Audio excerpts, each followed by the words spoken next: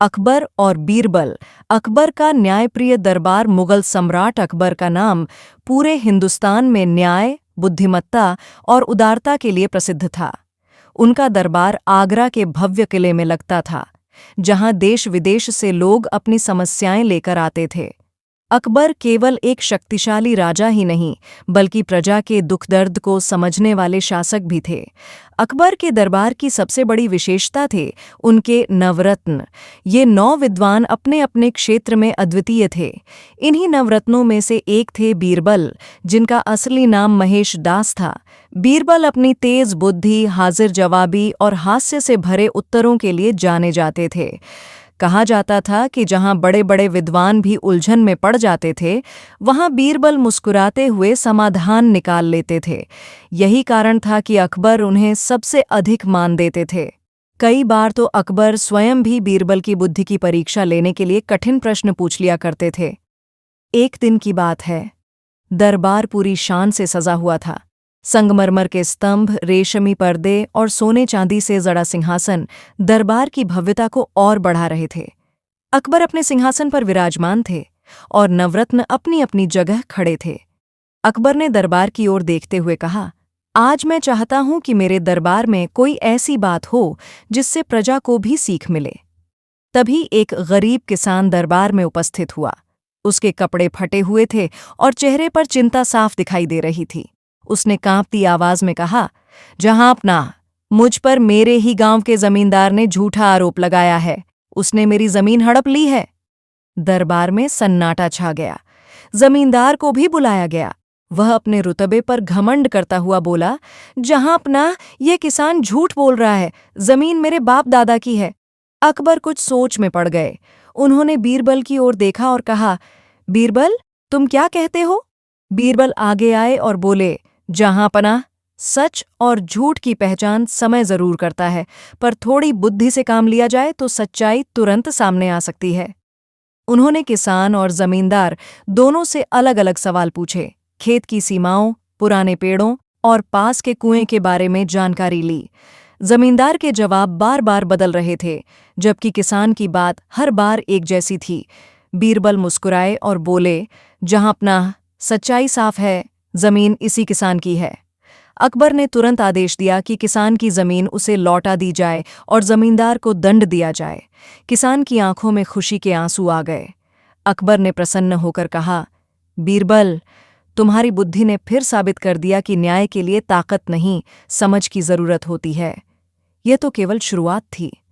आने वाले समय में अकबर और बीरबल की मित्रता, बुद्धिमत्ता और सीख से भरी कई घटनाएं इतिहास का हिस्सा बनने वाली थीं।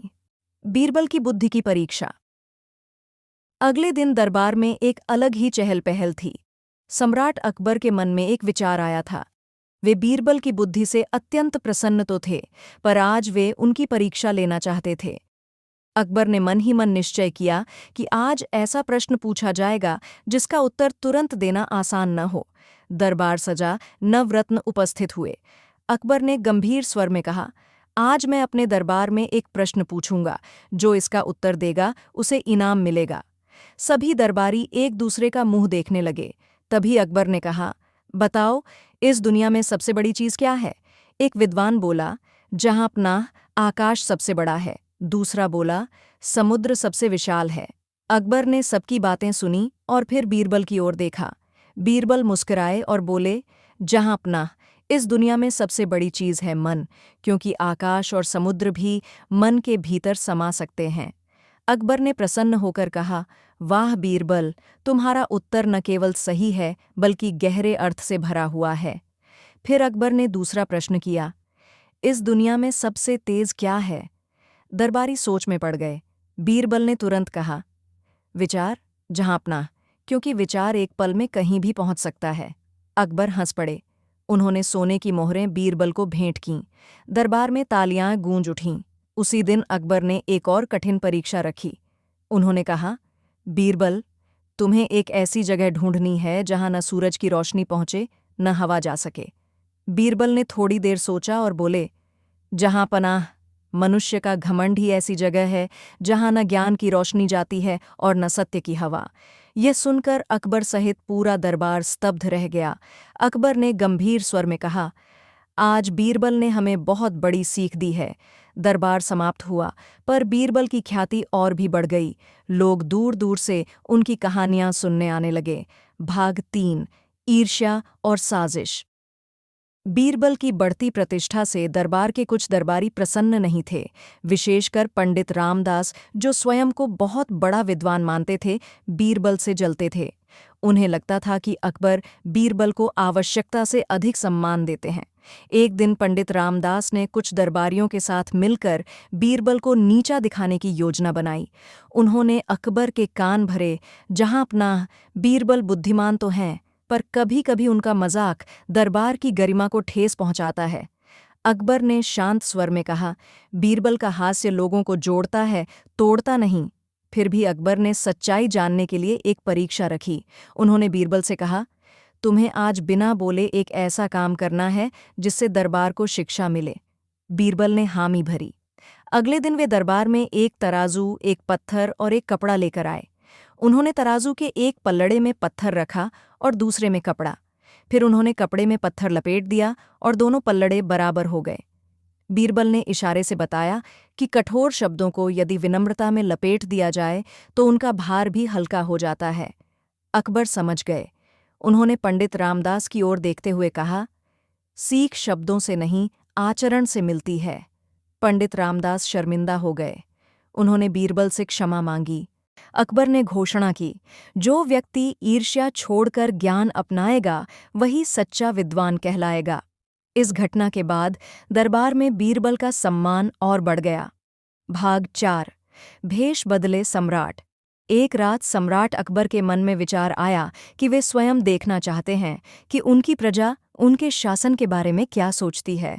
उन्होंने बीरबल को बुलाया और कहा, मैं भेष बदलकर नगर में जाना चाहता हूँ, क्या तुम मेरे साथ चलोगे? बीरबल मुस्कुराए, जहां पनाह, सच्चाई जानने के लिए सिंहासन से उतरना ही पड़ता है। दोनों साधारण वेश में आगरा की गलियों में निकल पड़े। कहीं व्यापारी आपस में कर की बात कर रहे थे, तो कहीं गरीब अपनी रोजी रोटी की चिंता में डूबे थे। एक चाय की दुकान पर अकबर ने एक वृद्ध से पूछा, बताइए, हमारे राजा कैसे हैं? वृद्ध ने उत्तर दिया, राजा अच्छे हैं, पर उनके कुछ अधिकारी हमारी नहीं सुनते। अकबर गंभीर हो गए। बीरबल ने धीरे से कहा, जहां पनाह, यही सच्चाई है। आगे बढ़ने पर उन्होंने देखा कि एक सिपाही गरीब से रिश्वत मांग रहा है। अकबर का क्रोध बढ़ गया, पर बीरबल ने संकेत से उन्हें शांत किया। अगले दिन दरबार में अकबर ने उसी सिपाही को बुलवाया और बिना कारण बताए उसे उसके पद से हटा दिया। साथ ही उन्होंने आदेश दिया कि अधिकारियों की शिकायत के लिए विशेष व्यवस्था की जाए। अकबर ने कहा, राजा वही है जो प्रजा की आवाज़ सुने। बीरबल ने सिर झुकाकर कहा, जहां पनाह, आज आपने राजा होने का सही अर्थ समझा।